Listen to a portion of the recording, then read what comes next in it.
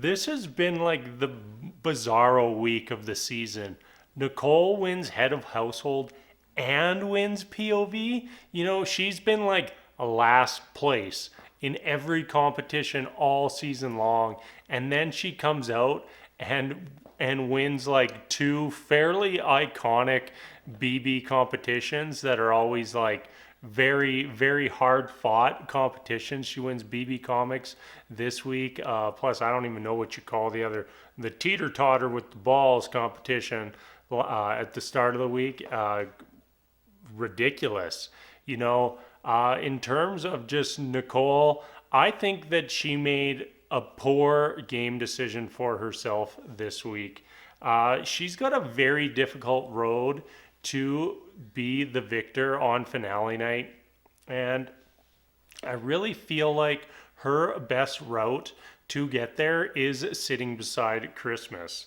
I think that there's a couple people on the jury that just straight up dislike Christmas, and that might be enough for Nicole to actually be able to pull over a win on everybody else in the house and become the first ever two-time winner. But in order for that to happen, she has to be sitting beside Christmas at the end. And I do think that this was the week to potentially risk losing Cody. If she would have pulled down Christmas, put up Cody, it does make Cody angry. But then she's in a scenario where either A, Cody goes home, and that's the strongest person left in the season, and probably the person who's played the best game this season, that went home through a backdoor orchestrated by her. That's a good point for her resume. And two, if Cody doesn't go home and Memphis goes home, well, Memphis is gone, and that is the last person in the house that Nicole really has no connection to whatsoever. So I don't know. I don't know if this is going to bite her in the ass when it comes down to the vote tomorrow, because it looked like Cody and Enzo are very much in a position where they control who goes home, and they have yet to decide if it's better for them to send home Christmas or to send home Memphis. All right, what else went on this week or this episode?